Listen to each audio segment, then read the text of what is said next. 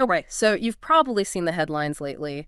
Lil Tay just turned 18 and almost immediately announced she's joining an X-rated subscription service. Right. Big news in certain circles. Big news, yeah. But for us, it felt like more than just a celebrity update. It seemed to point towards something, well, bigger. A pattern, maybe. And honestly, something kind of unsettling about our culture. Absolutely. Yeah. And that's really our mission for this deep dive. We want to unpack what the research we looked at calls this hypersized reentry. Hypersized reentry. Yeah. Specifically for these young female influencers who went viral when they were kids.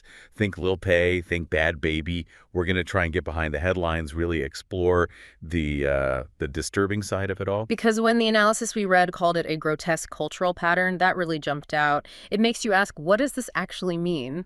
You know, for kids growing up online today, and for, well, all of us. Exactly. Let's get into it. So let's start with Lil Tay. Just a quick refresher for anyone who might not remember. She basically exploded onto the scene, what, about 10 years ago? Yeah, roughly. She was only about 9 years old. 9. And known for those bragging videos, right? Flashing cash, luxury cars, pretending to be incredibly wealthy. That's her. Yeah. And this is where the material we looked at makes a really, I think, profound point. It argues there's something, well, deeply wrong in society when a girl turns 18. And suddenly it's like this collective green light goes on for the internet to socialize her. Socialize her. Meaning, in this context, basically normalizing her public sexualization. Yeah. Turning her into a commodity almost. And the point is, this isn't just Lil Tay. It's presented as a pattern. Yeah. Something deeply unsettling. It is unsettling, especially how calculated it can seem. Like just days before her 18th birthday announcement, Lil Tay herself was building the hype. Right, the videos. Yeah, posting videos, calling out all these public figures. Alabama Barker, Sophie Rain, Kenneth Owens, Ben Shapiro, Tate, Charlie Kirk, Jake Paul, Rakai. Like a whole list. What was the message? She basically gave them 24 hours to vote. She said, cast a vote in whether or not I drop this 18th birthday link, and told them straight up, my fate is in your hands right now. Wow. And then she added, if you don't say anything, that's an automatic yes. Just like that. Her big declaration was, Lil T rich and F to get richer B.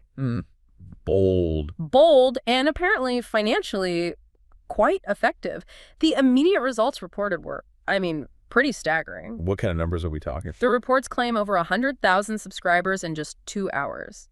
And get this, $1 million, supposedly, within the first 3 hours. $1 million in 3 hours? Yeah. She even posted a screenshot saying, not bad for 3 hours. We broke the F out of that OnlyFans record. So leaning right into it. Completely. And she had a message for the grown-ass haters, too.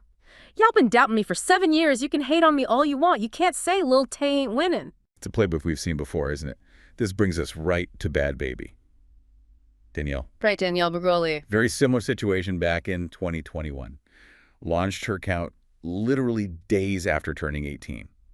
And she also claimed huge numbers over $1 million, but she said it was in just 6 hours. 6 hours, 3 hours. Yeah. The speed is just incredible. And this is where one source we read used the word disgusting. Okay. It was arguing that for Bad Baby, many of her subscribers had likely been watching her for years, waiting until the second she would turn 18. That idea, it really sits with you, doesn't it? It absolutely does. And it ties directly back to that bigger societal issue the research keeps raising. You see, the argument isn't that these girls suddenly become sexualized objects at 18. Right. It's that the world, or at least a part of it, has been sort of waiting for the legal go-ahead to act on an obsession that was already there. An obsession formed when they were children. Precisely. And it's really important to stress this. The analysis we reviewed is very clear that Lil Tay and Bad Baby themselves, they are not seen as being to blame here. They're navigating a system. Exactly. They're products of this culture, this system that, as the source puts it, commodifies them from the moment they go viral. That phrasing is powerful. Commodifies them. The analysis described them as being like public property for most of their lives. Treated as spectacles, right? As memes, as cautionary tales. And then the moment they hit 18, the culture sort of immediately pushes them into hypersized roles because that's what sells. It's a stark picture. It really is. And it forces us to challenge this this narrative of empowerment that often gets thrown around. Yeah. How is this empowerment? Well, the research asks exactly that. Like, what's empowering about being preyed on by men who've been lurking since your preteen years? Oof. Yeah. Or, maybe even more pointedly, what's liberating about turning your childhood trauma into content because it's all your audience will pay for. That really reframes the whole taking control idea, doesn't it? It makes you seriously question what empowerment even looks like in this specific, very public context. And the source material stresses that normalizing this pattern, it's dangerous. Oh, so? Well, it basically sends this message to young girls that their value, their peak worth, happens the second they turn 18. Their adulthood isn't about growth, it's about... a countdown to consumption. Yeah, that's a good way to put it. A countdown to public consumption. And it teaches the rest of us, society, that it's okay to just sit back and wait for that moment. The source doesn't mince words. It calls it an actual problem. Okay, so that's the analysis of the pattern. But what about the influencers themselves? How do they talk about it? Bad Baby, for instance, she's addressed some of this, hasn't she? She has, quite directly sometimes. Like when she was asked if the people who signed up for her account right after she turned 18, if they should be in jail, her answer was just, stark. Very. And she even gave this quite specific description of who she thinks her subscribers are. What did she say? She said, I feel like they're 20 to 40 years old. Mm-hmm. Probably like a white man who's married, definitely has a daughter my age. Wow, that's incredibly specific. And kind of chilling, given the context. It is. And she also pushed back hard against suggestions to raise the age limit for platforms like OnlyFans to 21. What was her reasoning? She told TMZ, basically, I think anyone who says that is mad because they didn't make as much money as me. So framing it purely as jealousy over money. Pretty much. Yeah. And she dismissed it further, saying things like, if I was 21, you're saying it should be 25. If I was 25, you're saying it should be 30. Basically arguing people would always find a reason to object. Interesting deflection. And what about the grooming accusations? That comes up a lot. Her response there was also very direct. She said, I'm not nobody. I make all my own decisions, and I have been since I was very young.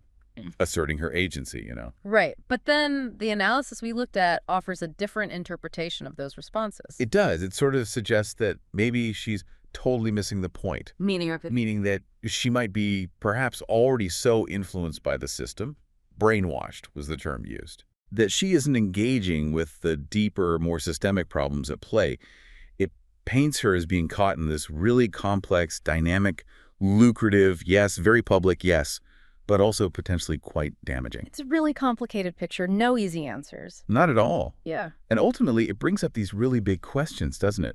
About how our consumption, society's consumption of online content, actually shapes the lives and the choices available to young women, especially when these platforms are just everywhere now, mainstream. Yeah, it's not just about their individual choices anymore, is it? It's about the environment they're making those choices in. Precisely. So it leaves us thinking, what does this all say about how we as a society are defining things like autonomy or success even for young people, especially kids growing up under this intense, constant digital spotlight? A lot to chew on there. Definitely something to keep thinking about.